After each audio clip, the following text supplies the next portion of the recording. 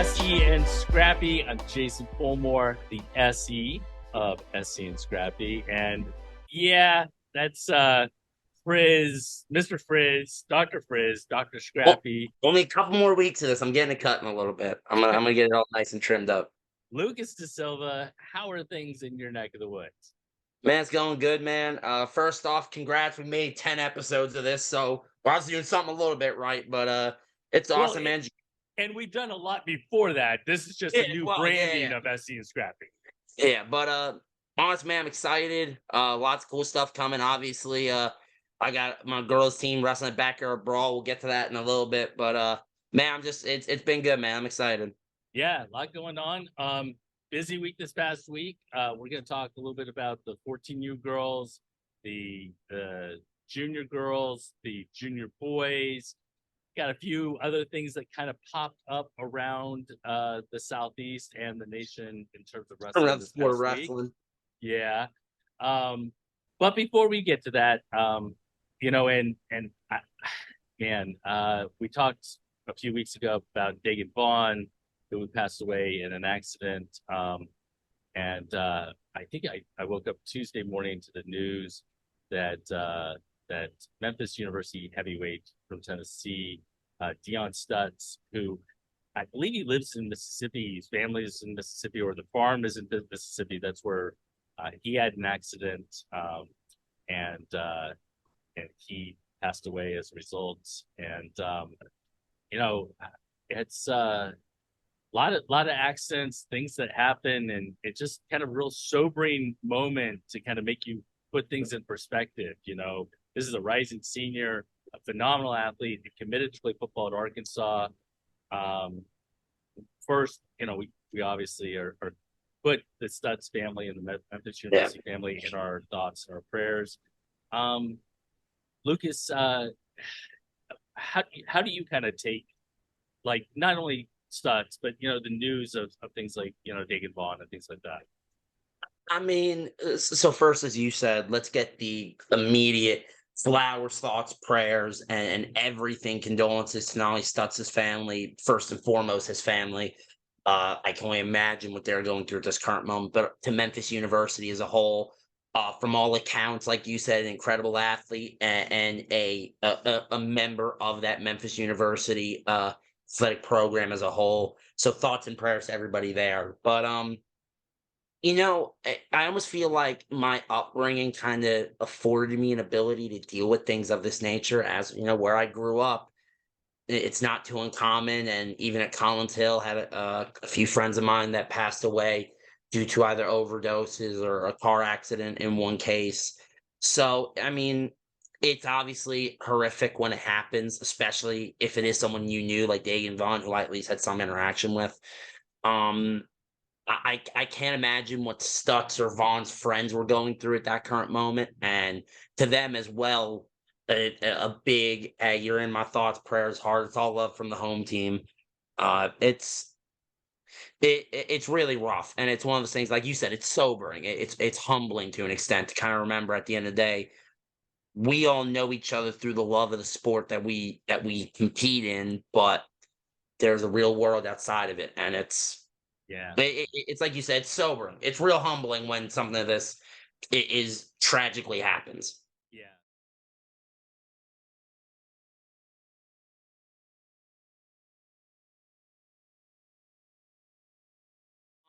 But yeah, 14U duels, girls, man, super excited for the addition of this event. And I do believe, we had some real good performances out of the Southeast, so that's always great to see. And I want to see it grow, man. I just want wrestling tournaments to get bigger at all times. I want to see all 50 states with 2 teams in. Let's have an 100-team bracket. Why not? Well, and there was some 100-man brackets. That's right. So there were some fantastic clips of what happened out in Oklahoma. Go, Leah. Yeah! It's on the way. Yeah. Ooh.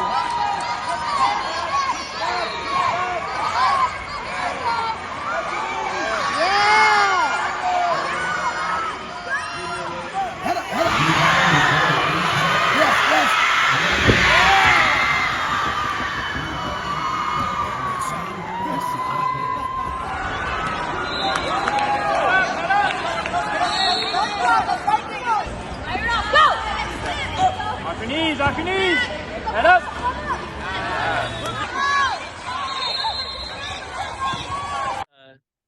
Tennessee both made top 8. They both battled their way through. Florida made the finals. Tennessee finished 6th. South Carolina and North Carolina both had teams as well.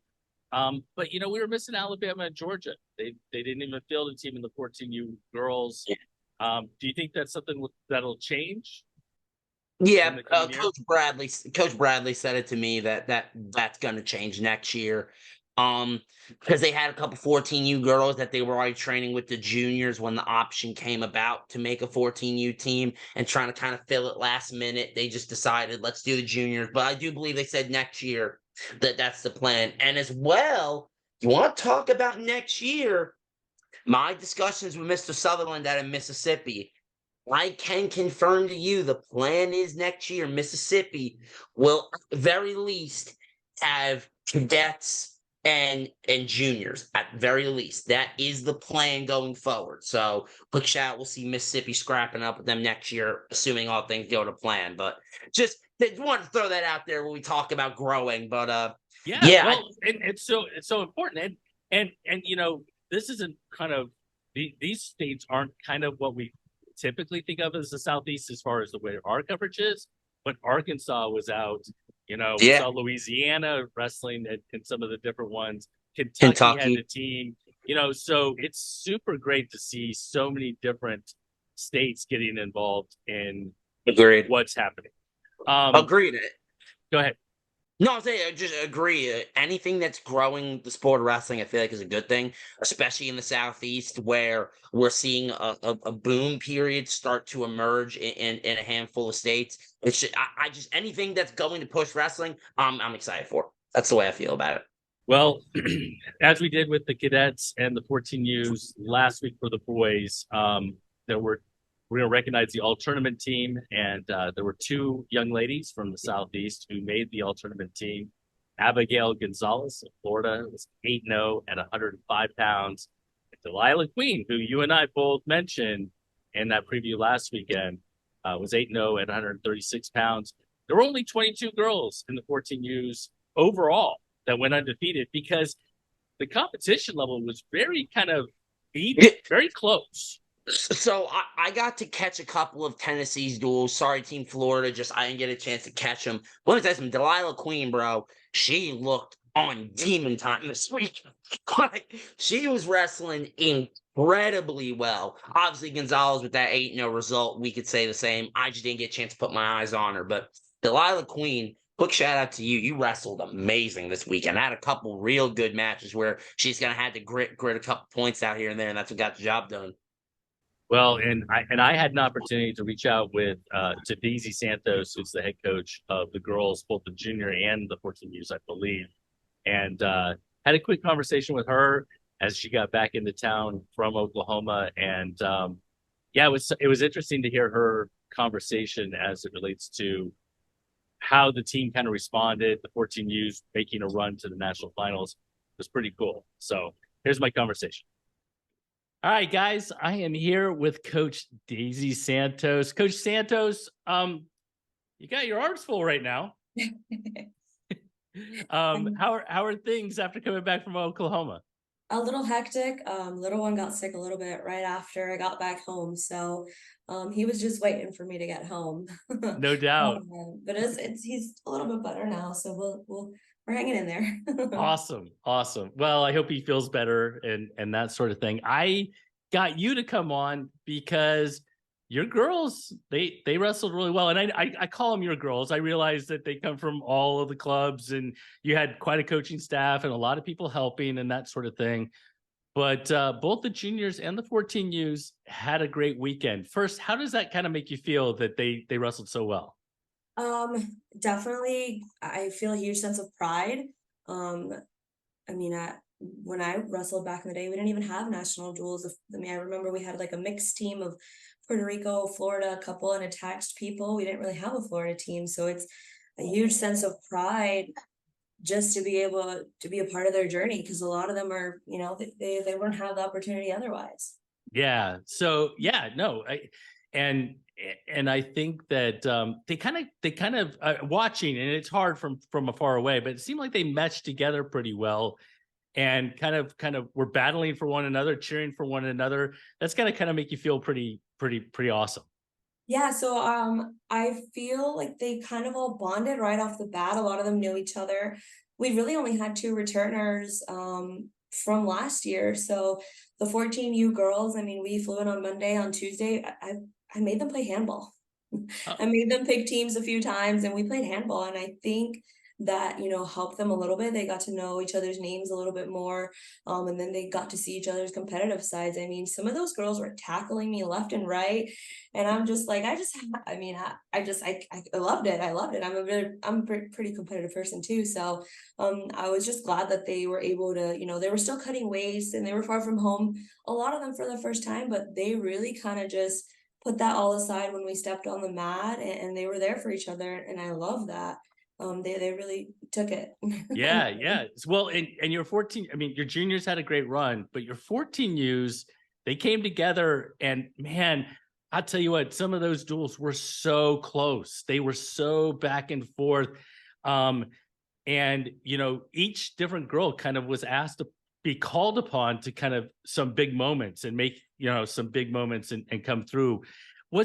Before we get to their actual duels, and for everybody, I'm burying the lead, but for everybody who doesn't know, they took second in the nation. Congratulations. That was fantastic.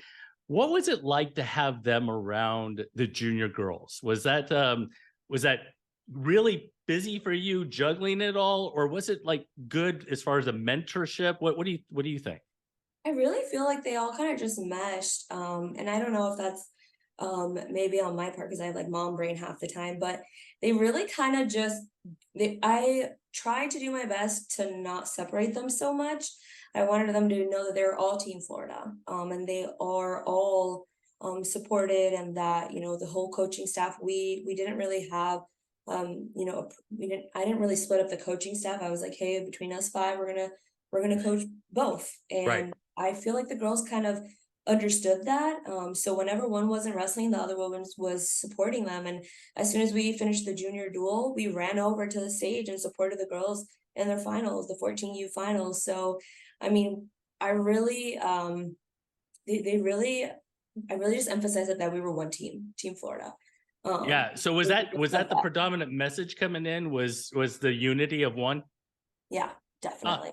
Yeah, that's cool. And it actually came across as far as in their duels, because they were battling for one another.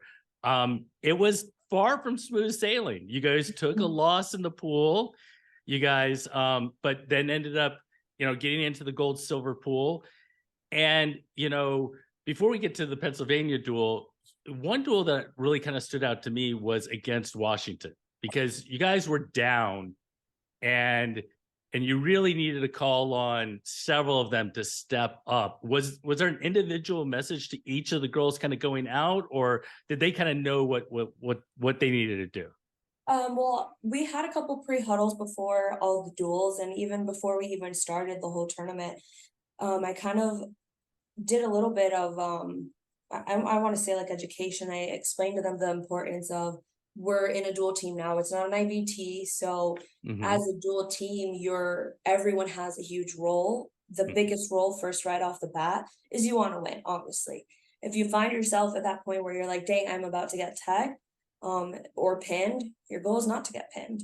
Right. That's the second most important part. And then the next part is try to score no matter what, even if it's a push out, even if it's grab a wrist in a 2-on-1, shoot him out to the corner, and you lose maybe, you know, 4-2 or 4-1, but you scored a point for the team as a whole. And I emphasize that quite a few times for the 14U and the junior girls. And I really feel like they understood that. A lot of them, granted, the competition was super, super tough. I mean, the girls, I mean, they were exhausted by the end, but I could just tell like they really kind of understood that, like, don't get pinned. And they, you know, a couple of girls, I mean, they were a little bit, you know, we had a tough competition, but they really just didn't let that kind of affect them. And they were just rooting for each other. And I think that made a huge, huge difference. Yeah, no, I agree. What was the conversation like going into that final? Like, we're in the finals. Like, was there like nerves? Was there excitement? Could you tell from your team? So the coaching staff and I talked a little bit before. once we found out they were in the finals, we kind of didn't want to put too much pressure on them. So Mhm. we try not to make it a huge deal so that they could just go out and kind of have fun. Yeah. Especially because it's the first time they were wrestling together. We just felt, I mean, we kept, it was a running joke, but we kept telling the girls, like, oh, only top 6 get medals, or only top 3 get medal, only top 2 get medals, just to kind of push them a little bit more.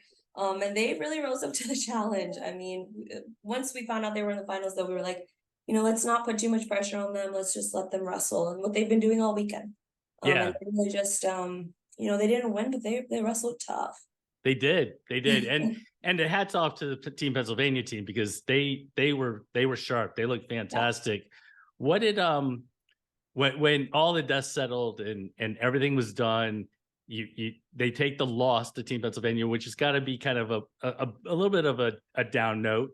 What did you say to them? I kind of let it simmer for a little bit. I know that that's something that not a lot of coaches do. They don't kind of let things simmer a little bit. Mhm. But they had to self-reflect a little bit, and I kind of let it simmer. But once they started handing out the medals, I was like, second place. Like, I tried my best to hype them up so that they could be proud of it. Yeah. I took them out to ice cream after. I was like, all right, guys, we're gonna celebrate 14U, second place, juniors top 10. Let's go get ice cream. So I wanted them to kind of take a chance to kind of be aware of what was happening and kind of self-reflect before I kind of put any words into them. But before we left the arena, I told them, you guys should be so proud of yourself. You guys just made history. Yeah. I mean, I hope it stuck, because that's huge for us, Florida. The highest a girls team's ever placed is 5th.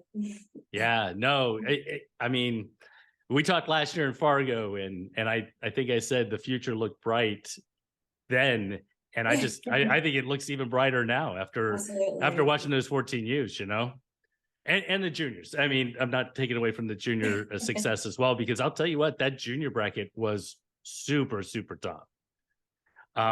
So congratulations. Thank you for taking the time.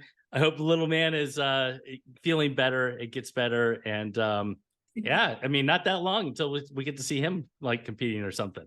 Well, hopefully he'll be with me at National Duels next year. I don't know about Fargo, because I don't think they'll let him on the floor, but definitely National Duels. I'll get him a little wagon. He can hang out. All right. So that was my conversation with Coach Daisy Santos. Certainly looking forward to watching the 14U girls from Florida, but also Tennessee and the other states, South Carolina, North Carolina, continue to grow. That's what's going to make the next group of girls, do we think we're going to see a 16U girls team, duels team in the future, or not? I'd like it eventually. I think so. Me and Devon Dodgins have had this conversation a lot recently about, is girls wrestling to an extent growing too quick for its own good? As it's expanding, which is amazing, don't get that twisted, but sometimes there's not enough people to fill some of these positions. So I almost wonder if, hey, let's let 14U and juniors run for 2-3 years, and then if the numbers are there, go to also cadets. But I'm never going to deny more wrestling. Let's not get that misunderstood. I'm never going to deny more wrestling. Well, and pivoting to the junior girls, man, I'll tell you what, we had high expectations of lots of teams from the Southeast, and the level of competition for the junior girls was superb. Yeah. I mean, the level of wrestling has gotten really, really good over a very short period of time, probably because there's a lot more focus, more states are sanctioning high school wrestling, that sort of thing. Yeah. And the level of competition has just gotten super, super good. So what happened in junior duels for the girls? Well, at the high end, Missouri, they took the title, beat Michigan Blue in the finals. Missouri, I'm just going to be frank with you guys. Missouri looked like the best team all weekend. If you look at their pool play all the way through the gold-silver pool, yeah, they had a couple of duels where it looked close, but if you really watch the duels, wrestlers know. We know game when we see it, and Missouri looked incredible this weekend. Highest finisher was Florida, taking 10th, just outside All-American status. Tennessee Red finished in 12th. Georgia Blue finished in 16th. Okay, as a Georgia guy, I want to say one thing about Team Georgia this year. man, the injury bug was rampant. Shizer went down, Melvin went down, both Garbazovas took knocks. Tessa, I believe Lepardo also went down. Like injuries killed Team Georgia this year, man. And I'm not gonna go say Team Georgia would have won the whole thing if not for injuries. I'm not going that far, but I feel like the expectations that we had of Georgia, I feel like if the injuries didn't occur, which of course it's wrestling, so it's gonna happen, but I feel like if the injuries were not there, I feel like we'd be having a much different conversation about Team Georgia. Well, I think I agree with you. Although I will say one of the things that we saw, and you mentioned Missouri, was that there weren't holds. Like, I mean, I don't know that there were girls on the team who were 1-6 or 1-7. Yeah, like, no. they I'm were pretty sure all all of Missouri's close. girls had winning records. They were all like so, and that's where that was a difference between the top 8 teams and Florida, Tennessee Red, or Tennessee Red, Tennessee Red, and Georgia and that made the bronze copper pool, and that is you, you, you can't afford to give up 4 or 5 points without scoring a point in certain situations. You're going to lose close duels, man. And here's one thing I'm going to say, and I know what's going to happen, Jason. We're going to finish this video. It's going to get posted. And what I'm about to say is going to be taken out of context. So I'm going to say it, and then I'll deal with it later. Oh, hold on to your butts. The addition of girls Greco. Okay. I love the idea. You're a Greco guy. Let me make that clear. I want to see girls Greco in the Olympics. So let me start with that. Okay? Mm-hmm. They weren't ready for it. Here's why I say that. Team Georgia tournaments have only had not just the Southeast girls. You're talking about the girls in general. I'm going to pinpoint Georgia because I know it best, but I think this applies to everybody else because when I went looking at brackets, what I'm saying held up. The Southeast, for the most part, except for very few tournaments, have only had girls Greco in their tournaments at most 2 years. Let's say the freestyle Greco season at the state level is 3 months long, so 12 weekends, which it isn't, but I'll give you benefit of the doubt. That's 24 tournaments that girls would have even had the opportunity to wrestle girls Greco. And you think that's enough? Are you sure about that? Because let's also say this. The teams that had a lot of injuries, Georgia, outside of Southeast, Ohio, Nebraska, they wrestled girls Greco. Most of the injuries happen in freestyle. Look at Zayo Estrada. We'll get to her in a minute. She went 16-0 on the weekend. Is every girl ready to wrestle 16 matches in a weekend? I'm asking a question. Ladies and gentlemen. Yeah. Because when have they ever done it before at this high of a level?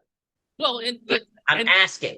And the truth is, we saw that in boys too, where you get banged up, and this happens. There's not a bench. There's not any depth, and we're going to get to the junior boys here in a second. Yeah, but like I want to make that clear. Like 16 matches over the span of 4 days.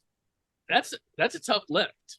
Yeah, and I feel like there were a lot of parents that were talking about the injuries, and what I wanted to say to the girls' parents that I knew was, yeah, this is what happens when you jam this in and you try to fit 10 pounds of meat into a 2-pound sandwich.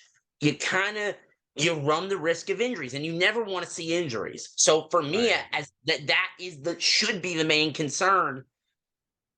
I don't know if we were ready for it yet. I just don't personally. And I would really. I didn't get a chance to talk to Tennessee or Alabama or Florida, but those teams didn't. They left after freestyle.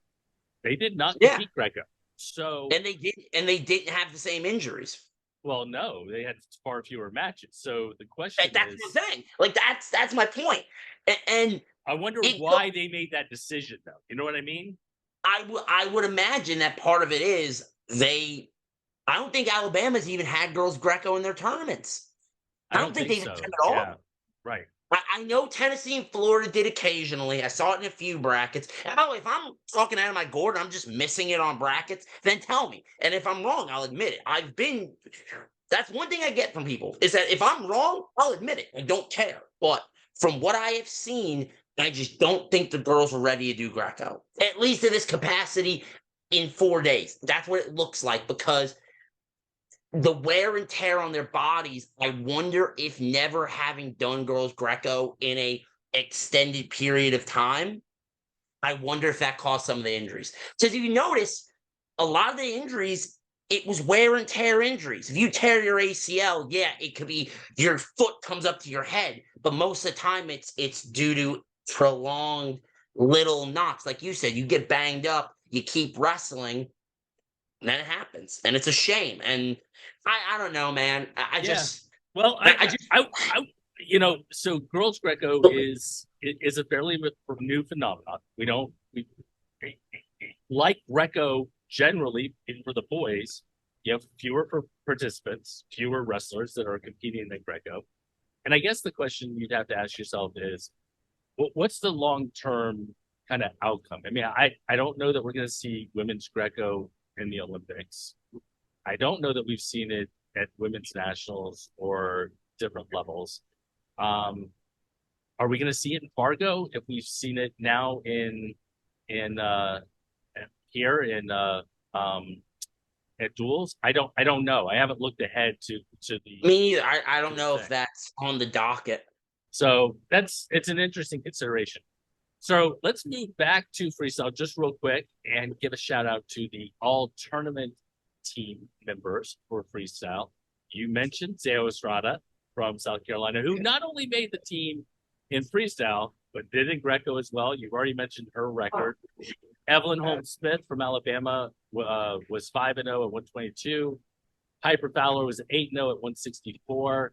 And shout out to Catherine Stewart of Florida, 8-0 at 152. Somebody that wasn't necessarily on the radar for me. Yeah, no, I agree. But if you watched her match, she wrestled really, really well.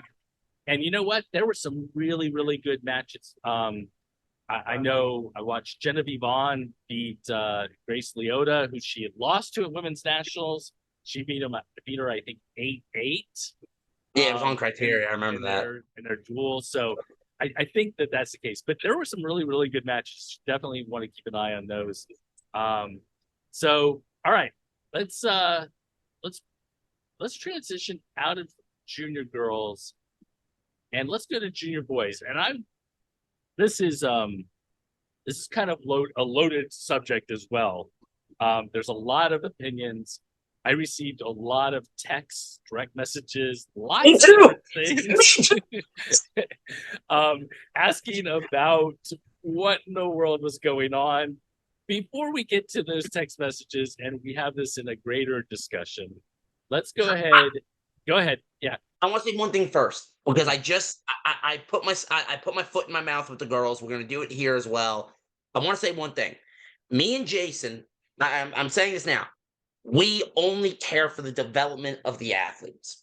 If our opinions are wrong to you, that's fine. I want to make that clear here, that this isn't a personal thing. Because I know some people, when I say something like, "Oh, Lucas is mad at whoever," half the time I am mad at somebody. But in this moment, this is genuinely there's problems that need to be addressed. And don't act like you haven't heard me saying that there's been problems in the past 3 years. I've been doing it for the past 3 years. So let's not act like this is new for me. But yeah, I just want to say that first, Jason, that we both care so much about this. And that's why I agree. We have such strong opinions. Yeah, that's all. No, I agree with you. And the other thing I want to make sure that I mentioned it last week with the 16U and the 14U boys was that not all records are created equal by these individuals who make the all tournament teams. So there were individuals who were undefeated. There were other individuals who had absolutely fantastic tournaments who didn't end up finishing unbeaten. Or, in the case of, I don't know, the Team Florida for for the junior girls. There were several girls who wrestled super, super well. There were girls on Team Georgia and Team Tennessee who wrestled super, super well. I'm sure that the case was for the others as well. But those three teams happened to be in the bronze copper pool. Their level of competition was quite high. And they had, I mean, there were wrestlers. I think Genevieve Vaughn went 7-1. I think Yeah. Prado had one loss. There were some really high level competition. So just because we don't recognize them here, this is the official USA Wrestling All Tournament team. Yeah. You and I, there were lots of matches. We saw some of them, but we certainly didn't see all of them. Yeah, no, I missed Genevieve's loss. That was the match. That was one of the matches I missed. So Yeah, was it a girl from New York? I can't remember. I think it was New York. I could be mistaken. Yeah. So make that clear. All right, so let's jump to the junior boys. And in Greco, I'm going to go ahead and do the all tournament team first because we're going to talk about the teams as a whole here in a minute. Yeah. In Greco, 132, 138, Jarvis Little from Tennessee. 138, Isaiah Poe from Alabama. Hunter Sturgill from Team Tennessee at 152. Franklin Ordonez Fernandez from Florida at 182, who I told you about last week.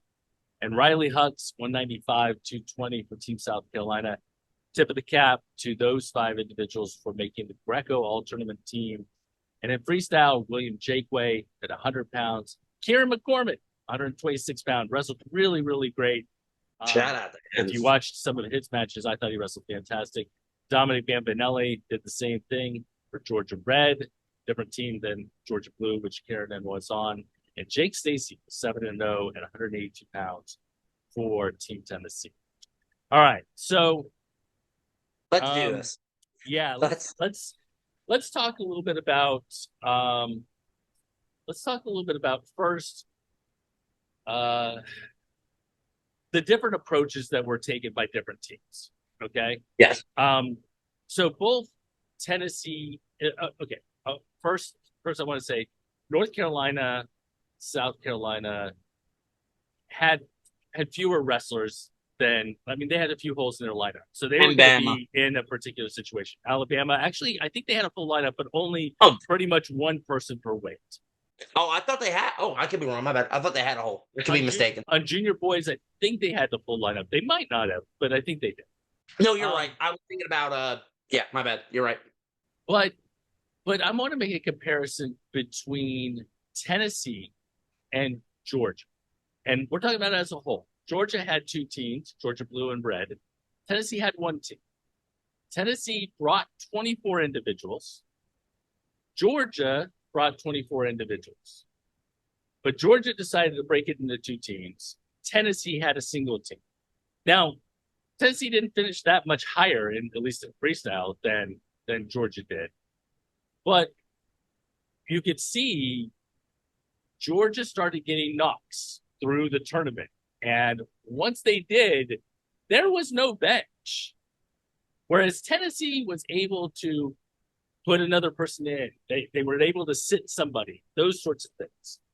And I guess the question you have to ask yourself, and again, this isn't us picking on a particular approach. Yeah, no, this is we're having a discussion. Right. But it kind of seems to me like you're trying to develop them and get them ready for Fargo, or are you trying to go out there and win the duels? Because I will say, It is tough to win the duels. The teams that won in 14U and 16U, they had 24, 25, 26, 27 kids. What did they say? Go look at Illinois and Iowa.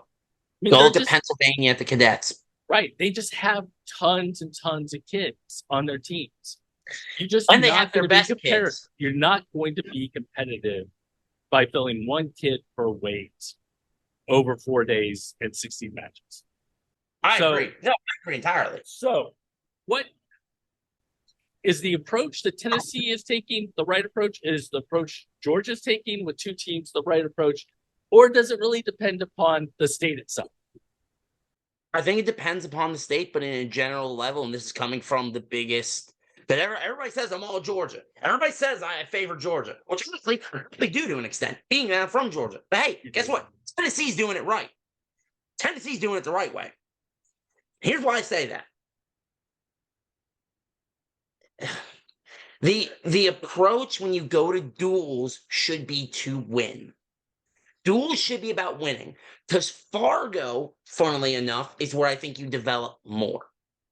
Because there's more kids that go. you have a better opportunity to wrestle basically the same amount of matches against kids that are more like your level as well. So to me, I feel like Fargo's more your developmental tournament. If you're thinking, we got a kid, he's not that good, but he got 4th at state, so he made the team. Bring him to Fargo. Don't bring him to duels. If you're going to do it, make sure he knows, hey, you're going to go in if there's a duel in hand. Because notice where some of these knocks happen. They happen when a team was up by 30 with 2 matches left, 3 matches left. Why are they wrestling? As a high school kid, I remember Etheridge looked at me at 2 or 3 separate duels and said, nope, we have bigger things coming up. JoJo, you're in. Richard, you're in. That's what you have your bench for. Okay. But I'm gonna counter. I'm just gonna give you one count. Okay, Just real quick. Okay. The cost for me as a parent to send my kid to duels to only get so many matches, I'm looking at it going, why am I going to spend X amount of money and go to Fargo or whatever, and my kid gets, I don't know, 2 or 3 freestyle matches and 3 Greco matches. I mean, don't I want him to wrestle a ton? No, and I agree. And Jason, my answer to that question actually would get me in a lot of trouble. So I'm going to word this as carefully as I can. Maybe, as a state, maybe we need to be smarter about the way we spend our money. And I'm going to leave it there. And this is not a shot at, let me say this. This is not a shot at the coaches, athletes, or parents. Notice the groups I just said. Coaches, athletes, parents. Not a shot at them. And I'm going to leave it there. And I'm going to leave that there. And I'm not going to say another word about it. I'm not going to say another word because I'll get in trouble. Because people know me. They know how passionate I am about the sport of wrestling. You know, and you, Jason, better than almost anybody, know how passionate I am about trying to push these kids to the next level and do what's right for them. So this is a discussion where I need to just shut up. All right. So I'm going to just shut up. Well, so. But I do get parents. I completely get that reasoning. And to me, that's when I would say things should be done differently. But again, I do see that point. I completely understand it. But if you really want to compete, go look at Illinois. They bring 27 kids to duels, and they have 2 bench spots for each weight. Okay, but hang on. As a counter argument, right? Illinois, one of these duels, 16U, 14U, I don't remember, 16U, was in Illinois. Well, it's in Oklahoma. It's in Pennsylvania.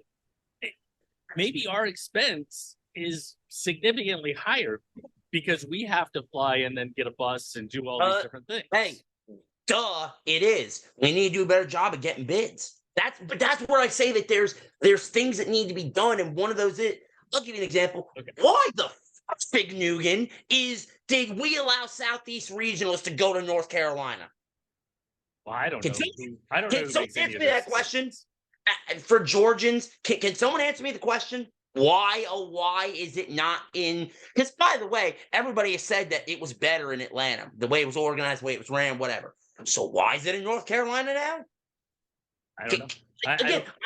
I don't ladies know if and gentlemen, says that. I mean, maybe Georgians say that.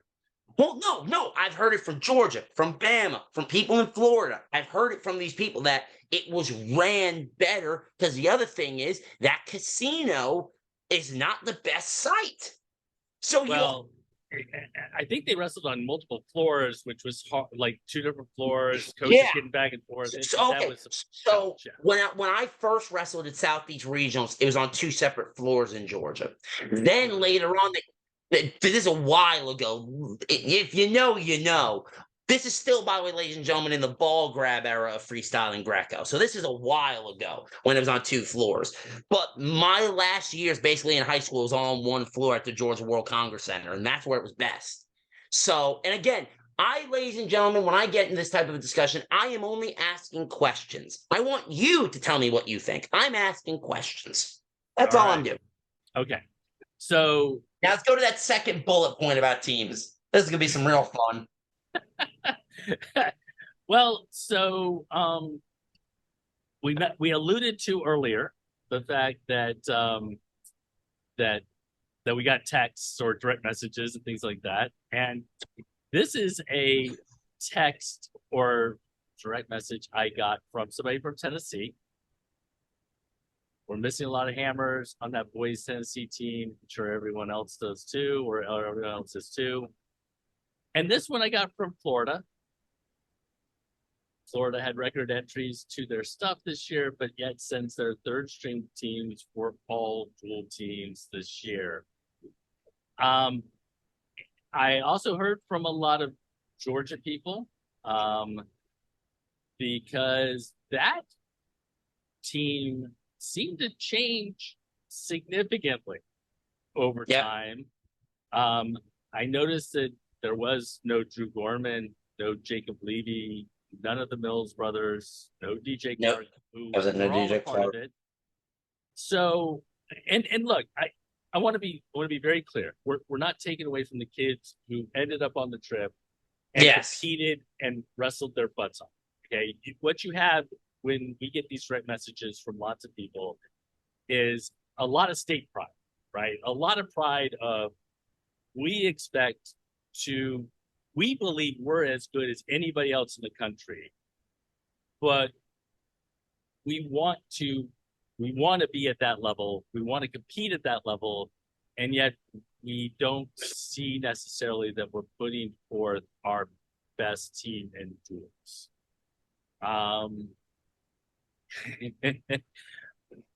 Why? He's being nice because he's an old guy. I'm going to say because I'm one of the kids. What the hell are we doing? No. I'm going to say because I'm one of the kids. Because my cadet and junior duels teams, we had the same issue. Hey, Nick Masters can verify this for me because we were at cadet duels. Me, him, Charlie Paul, or not, it was Paul Watkins. I forget the whole crew that was with us, but we had a conversation. Jackson DeSario was involved. You guys can verify what I'm saying. That we had 4 or 5 weights where there were kids at one state, one SER, that didn't come to duels. And not because they couldn't. Because you know what? I couldn't go to duels. But my mom and I, we made it happen. So I don't want to hear from some of you that we know could. And if you can't, that's one thing. And I'll never take that away from somebody. Listen, I grew up robbing Peter to pay Paul, right? So I get that. So I'm not even making an argument about if you can't do it. But if you can and you don't, have an issue with that. Have a big issue with that. Well, but maybe you don't want to go to duels. I mean, maybe your focus is on Fargo because Fargo is a bigger stage for you as far as college recruitment. I don't know. I get that, but so then let's also say this: then don't wrestle at state. Because then you qualify the other way. If you go to SER, you qualify. Don't go to state. Well, so I want to make sure that everybody knows the way you qualify for different things is different for each state. Yeah. Oh. So in Florida, you qualify for the duels through what they call the Father Divine. You qualify for Fargo, I believe, or maybe you qualify for Fargo also through Father Divine, but you get like some kind of money or different things like that for the state tournament. I actually don't know how everything kind of works behind the scenes. I think in Georgia, the way it works is you can qualify for Fargo and duels via the state tournament, but also via SER. So this is where I say, just go to SER and place at that. You go to Fargo. Don't take the dual spot away from a kid that might want to go. Right. Okay. So that's what I'm saying is it's like the Super 32 qualifier where people used to get mad at the guys like me and Nick Masters when we were younger that we'd go wrestle at it having just won a state title. And they'd be like, you're already qualified for Super 32. Why are you coming here?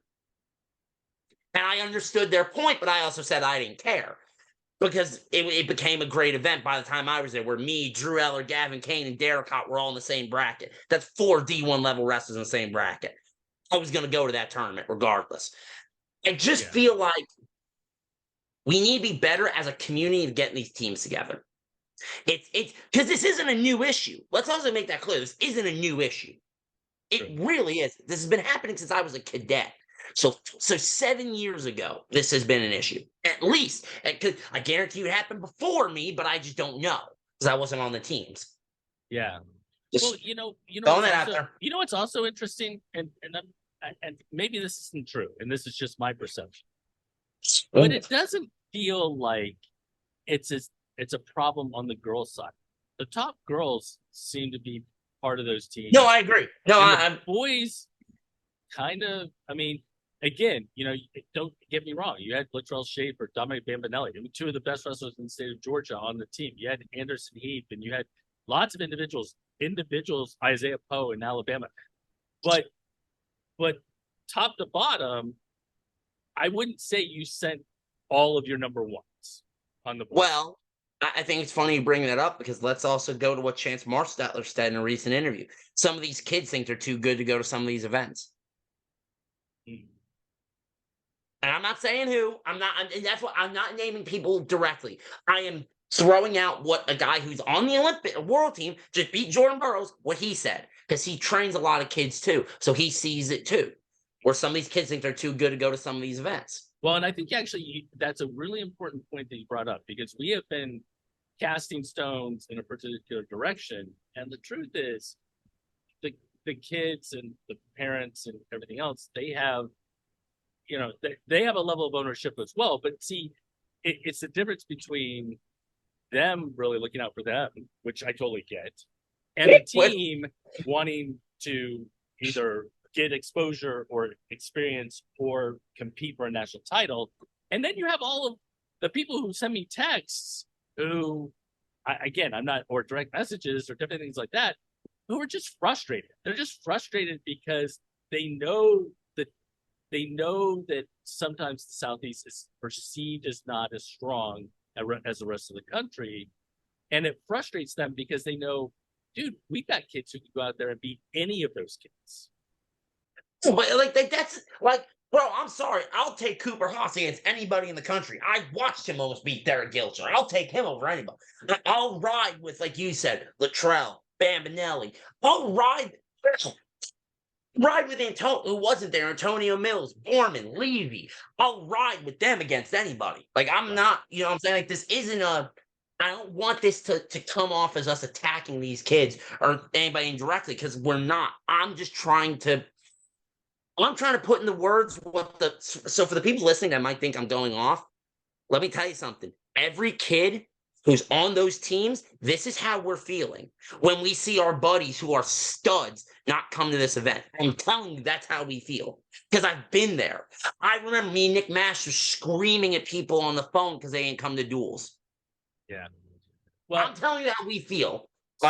So we're going to wrap this up and move on to something else. But one of the things I want to end with is this, and that is, regardless of where the state's placed and finished, whether it was junior girls, 14U girls, junior boys, or the cadets and schoolboys last week, the individuals who went and competed, first a shout out to them.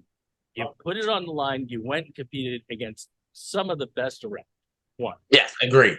Number two, you gained such valuable experience that will help you, whether you're going to wrestle Fargo, whether you're looking to wrestle beyond that, whether you're trying to come back next year and win a state title. Agreed. It is such a great experience. It's such a great experience, and you will be benefited as a result of that. And I'm just super proud of all of them for competing.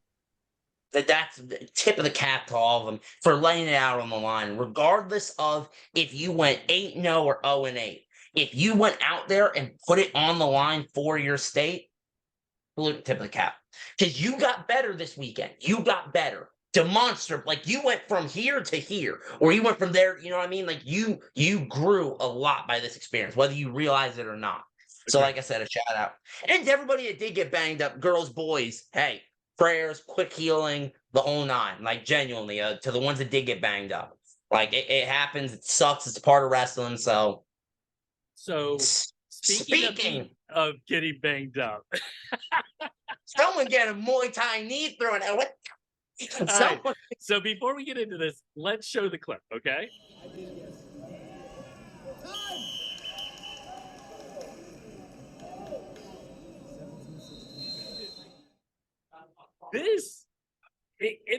There was a lot of discussion on Twitter. If you're not on Twitter, Boy, Iowa and Oklahoma do not like each other first.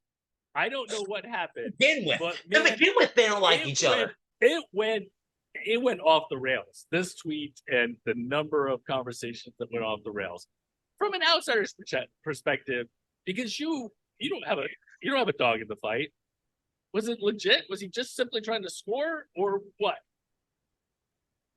It looks like he was trying to throw the knee that Masvidal threw at Askren. That's what it looks like to me. Oh, really? Okay, so this is why I say that. Okay. I'm the I king hope of that's not true, but okay. I'm the king of wild and stupid moves. We all know this. Let's say Okay. this is his knee and this is Deshaun. If you're going to try to flying squirrel or something going over the top, your motion is here. Your motion is not here. Unless you're really uncoordinated. Look how high his hips go. That's the key. Look at his hips. His hips come up. They don't come. If he was going over the top and Deshaun went down and he needed him, it'd be one thing. Deshaun even went up and got caught with the knee. So I don't want it. Man, it looks bad. It's a bad look. It looks rough. Well, it did look bad. I mean, there's no doubt about it. And it certainly was not a good situation for either wrestler. Things about the tweet. We don't know the context leading up to that match or whatever. So I don't know if it was chippy before that point in time. I almost want to go watch the whole match now. Right. Which informs whether it was intentional or not intentional. Yeah. Or anything else. I hope it wasn't intentional. But I think the thing that upset Iowa the most was that it wasn't dealt with by the officials. Yeah, that was my next thing I was going to get into. And as an official and as someone who I've had the privilege to be around some of the highest level officials, Stacy, Mark Moore, Nolan, Buck, Zach, Kenny, and I'm missing, but being around these high level officials, something I've noticed, man, when something like that happens, even if it's unintentional, you must deal with it. There's got to be something. I'm not saying throw the kid out of the tournament, but there had to be some repercussions, even if it was unintentional, which let's assume you want to give the kid the benefit of the doubt, which let's do that for the sake of argument. If it was unintentional, man, that's got to be a here. It's got to, go here with it. Go flagrant misconduct. You got to go somewhere with that. Right. Now, it just something needed to be done. No, I agree with that. And actually, I was watching lots of different ones, and I don't remember where this was from, but you had this wild exchange between two wrestlers. This wasn't this match that we're talking about, here, but wild exchange between two wrestlers, and they basically went out of bounds pretty close simultaneously. It was whatever, and the head official, who we can hear on the microphone, calls the other officials over, and he's like, look, somebody had to score in that moment. You can't give a nothing. You have to make a decision. So make a decision. And I thought that was a really, really relevant, pertinent kind of thing to say to new officials or officials that are in those situations. The rules are set up. Going back to the knee situation, he did make a no decision. But man, it just feels like you could let something get out of control super fast. So this kind of goes back to people say the best refs are unnoticeable, and I disagree with that, because if you have an absentee referee, that's where things like this happen. I feel like the best officials are anonymous. You know they're there, but they're not making a show for themselves. There's a difference between swallowing your whistle, where there's a couple good clubs, and it's okay. They're both doing it. We're going to let this go. There's a difference between that and someone throwing a knee, or at least an action that leads to a knee strike going to the face. It's got there has to be something there, right? Well, you can't let that go. I mean, you knocked his two front teeth out, and this is oral surgery. Yeah. He could have easily been knocked out. Yeah, and then we're looking at a whole nother can of worms. And I'm not saying this is assault, because listen, at the end of the day, when we toe the line, we know anything can happen, right? When you toe the line, you know injuries are a part of the game. So I'm not going that far where I saw some people saying that's an assault. I'm not even going that far, right? But it has to be handled. What? Yeah, they did. Like I'm thinking of some of the Like, come comments, on, just bro. kind of Like, bro, crazy. we're wrestling. Like, we're wrestling. And I'm not being this ain't ballet. I'm not trying to be that curmudgeon, but this is physical. This is rough. Like, things like this are going to happen. No, you're right. All right. So you know what? There was some great action all weekend, some great throws, all those things. Do you have one more thing to say? You know what I'm saying? That's true. There were lots of really good stuff this weekend. There was lots of really good things this weekend. I'm going to wrap up this section of and really we're very close to the end, but wrap up this section with just a reminder, like, you have to keep everything in perspective. Everything has context, whether it's the records that the kids had, or whether we're kind of, frustrated, or other people are frustrated with expecting teams to do better than what they did. Kids missing out. I have no idea why some of the kids were listed on the roster, and then they weren't on another roster, or didn't end up making the trip. I don't know if they got hurt. I don't know if it was financial. I don't know. We don't know a lot of these different things. But you have an impassioned fan base who is super interested, and they want to go out and show out for their state. So that's why we bring it up. That's why we're talking about it. Yeah. And real quick, to the fans, because I had a couple people ask me about when the next Southeast 7 rankings are coming out. I think next weekend we'll probably do them. I can't wait to figure out what you're going to put in that, because there's a lot to just keep it a buck. I have no clue. I have zero clue. So we're going to see. It's going to be real interesting. But yeah. All right. So let's transition to events this coming week. In the AAU Scholastic Duels, it will forever be called Disney Duels for me. But I don't care what you tell me. It's Disney Duels. Right. They can move it to Anchorage, Alaska. I'm still calling it Disney. I don't care. And we've got, what is it, the Backyard Brawl? Is that the Backyard Brawl this weekend? Yep, at Troop High School. So very interesting in that the Backyard Brawl has brought in a lot of really good teams and a lot of really good girls from all over the place. Why don't you just give me just a quick smidgen of kind of, because you're taking a team. I'll be at the Backyard Brawl this weekend. Team Fierce and Scrappy, debutantes, if you will. First time I've put a girls team together. I'm super excited. Do we have a shirt for Fierce and Scrappy, or no? No? There will be, yeah. So as a matter of fact, the package should be arriving today. I was hoping that I'd have it to show here, but I don't yet. You want to talk about some of these girls, man. The Garbazova sisters, Artemis Eaton, Jamie Hurl. Then I got Athena Eaton down low. Out of Ohio, I got Adeline Anthony and Natalia Contreras. They're both little axe murderers. I'm excited. It's a great event. The Backyard Brawl is going to be tough. Team Mayhem, Lady Reapers out of South Carolina, Bad Bass out of Michigan, MF Purge, and there's one team that I'm forgetting, and I do apologize. Alabama Elite, they'll be there. It's going to be a real good event. I'm pumped, man. I'm just excited to scrap, especially with my first girls team. And there's Evelyn Holmes Smith is in attendance. There's a couple other killers from across the other teams. Now this is freestyle, right? Yep, freestyle, which is the one thing when I thought about a girls team, I thought about two things: Disney and Backyard Brawl. Those are the real two tournaments that came to mind. And for me, I know a lot of the higher level girls prefer to wrestle freestyle, especially in the summer. So that was the decision maker for me to go to Backyard Brawl. All right, and then obviously Disney Duels, AAU Scholastic down. Have a lot of teams coming in. If you want to, you could go read some of the previews on Flow Wrestling, which I want to know who wrote it. I want to know who wrote it, man. That's all I want to know. And I want to talk to him. They're humorous because Kingman, was this you? Was this you, Kyle?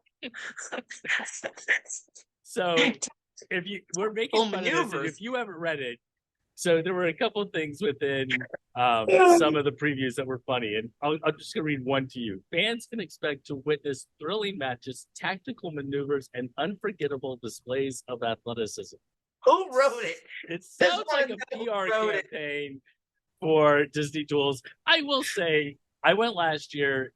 there were some really, really good matches, some outstanding individuals.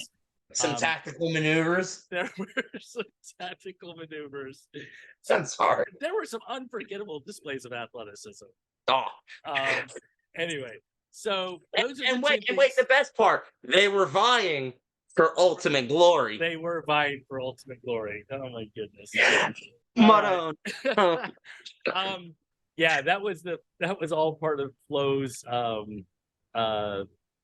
intro or their preview for the event, which we just cracked up about. So we're sorry we kind of got off track.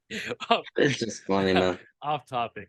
Anyway, best of luck to everybody who's competing. Best of luck to your girls competing this week.